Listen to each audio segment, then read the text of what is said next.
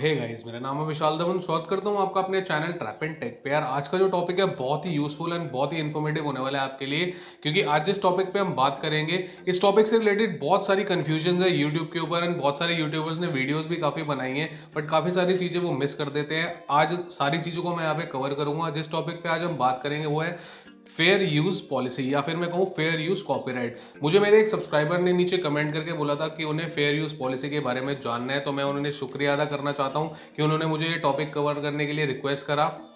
आप नीचे स्क्रीनशॉट देख पा रहे होंगे, इसी से रिलेटेड आज हम बात करने वाले हैं। So without further ado let's get started. सबसे पहले आपके लिए ये जानना जरूरी है कि कॉपीराइट एक्चुअल में होता क्या है। ऑल्दो मैंने इससे रिलेटेड ऑलरेडी एक वीडियो बनाया हुआ है, लिंक ऊपर आई बटन में डाल दूंगा, नीचे डिस्क्रिप्शन में भी लिंक डाल दूंगा, you can go and watch that video. Copyright का मतलब समझ के ये अगर इस वीडियो को आप देखेंगे तो तभी आपको ये अच्छी तरीके से समझ आएगी जब आपको कॉपीराइट का मतलब पता होगा। बट आपको एक छोटा सा मैं डेफिनेशन दे देता हूँ कि कॉपीराइट एक्चुअल में होता क्या है। तो यार इस वर्ड को अगर हम तोड़ के समझे, कॉपी का मतलब नकल एंड राइट का मतलब अधिकार, नकल करने का अधिकार। दैट मीन्स अगर आपने कोई चीज बनाई है तो आप ही उस चीज को मॉडिफाई कर सकते हैं, उसमें मॉडिफिकेशंस कर सकते हैं, उसको रीयूज कर सकते हैं। यानी कि नकल करने का अधिकार, मतलब उसी की जो कॉपीज है वो आपका ही अधिकार है, आप ही बना सकते हैं। इसी को हम कहते हैं कॉपीराइट। यूट्यूब पे कॉपीराइट जिस तरीके से काम करता है आपको उसी वीडियो में पता लग जाएगा, जो मैं आपको लिंक में और ऊपर आई बटन में डाल दूंगा। अब मैं आपको बताता हूं कि फेयर यूज पॉलिसी क्या होती है। तो यार फेयर यूज पॉलिसी एक ऐसी पॉलिसी होती है जिसके अंदर आप किसी का भी कॉपीराइटेड कंटेंट यूज कर सकते हैं अपनी वीडियो के अंदर बगैर उसकी परमिशन लिए। अब ये होता है कुछ कंडीशंस के अंदर या कुछ अंडर सर्टन सर्कमस्टेंसेस, तभी आप उसका जो वर्क यूज कर सकते हैं।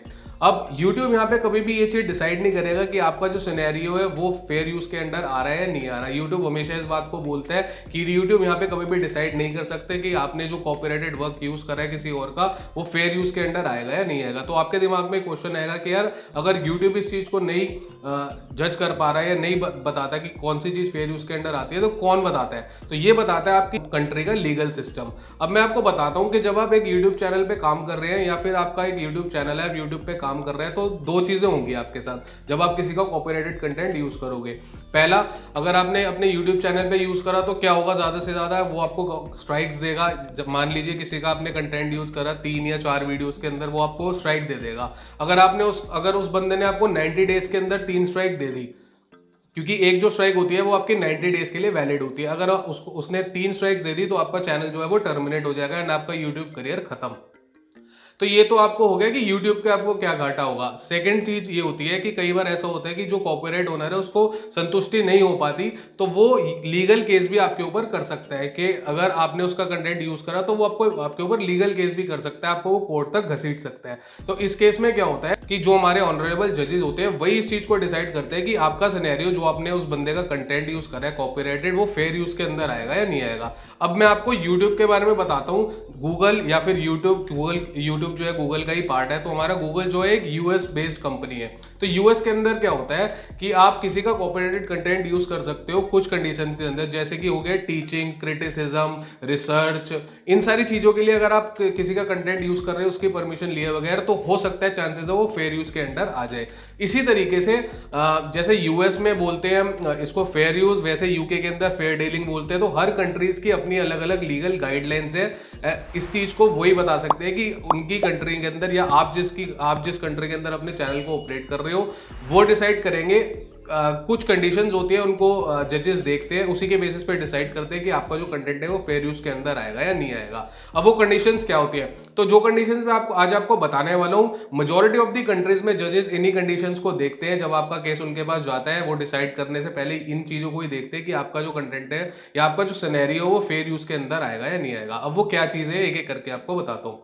सबसे पहली चीज कि आपका पर्पस क्या है, मतलब आप अगर किसी का कंटेंट यूज कर रहे हो तो उसके पीछे आपका पर्पस क्या। आपने अगर किसी का कंटेंट यूज करा, क्या आपने एग्जैक्टली बिल्कुल सेम एज इट इज वो कंटेंट उसका यूज कर लिया, उसका काम बिल्कुल एग्जैक्टली कॉपी करके यूज कर लिया, या फिर आपने उससे एक इंस्पिरेशन लिए, उससे थोड़े बहुत पार्ट्स लिए एंड आपने एक नया मीनिंग ऐड करा है उसकी अपने काम के अंदर। तो मे बी चांसेस है कि इस चीज को वो फेयर यूज के अंडर कंसिडर कर लेंगे। ये हो गई हमारी पहली चीज कि आपका पर्पस क्या है। किसी का कॉपीराइटेड कंटेंट यूज करने का। दूसरी चीज कि आपने कितना अमाउंट यूज करा है उस बंदे के कॉपीराइटेड काम का। अब अमाउंट के अंदर मैं आपको बताता हूँ, दो सिनेरियोज होते हैं। क्या होता है, क्या कई बार क्या होता है कि आपने बहुत ज्यादा किसी का कॉपीराइटेड वर्क यूज कर लिया कहीं किसी भी जगह पे, यूट्यूब पे किसी भी जगह पे, तो वो कभी भी फेयर यूज के अंदर आएगा ही नहीं। अब क्या होता है, बहुत सारे बंदों के दिमाग में क्वेश्चन होते हैं कि अगर हम छोटे छोटे पार्ट यूज कर लेंगे किसी के कॉपीराइटेड वर्क का तो फेयर यूज के अंदर वो आ जाएगा। ऐसा बिल्कुल नहीं है गाइस। अब यहाँ पे बेसिकली आपकी क्या इंटेंशन होती है ये जजेस देखते हैं। कई बार बहुत सारे केसेस में ऐसा देखा गया है, मैं आपको एग्जांपल के साथ समझाता हूँ कि आपने किसी का छोटा सा एक पार्ट लिया एंड उसको यूज करा कॉपीराइटेड वर्क को। तो होता क्या है, अगर आपकी वीडियो या आपका जो वर्क है वो उसी 5-10 सेकंड जो आपने किसी के वर्क को उठाया है उसी के अराउंड घूम रहा है या वही मेन पॉइंट ऑफ अट्रैक्शन है आपकी वीडियो का, तो इस केस में ये बिल्कुल भी फेयर यूज के अंडर नहीं आएगा। इस चीज का आप ध्यान रखना। ये हो गया हमारा सेकंड पॉइंट। पहला हुआ कि आपका पर्पस क्या है, दूसरा हुआ कि आपने कितना अमाउंट लिया, एंड तीसरा कि आपने जिसका बंदे का कॉपीराइटेड कंटेंट यूज करा है उस काम का या फिर आपने जो काम किया उसका कॉपीराइटेड कंटेंट यूज करके उसका क्या इंपैक्ट पड़ रहा है जो कॉपीराइट ओनर है उस पे।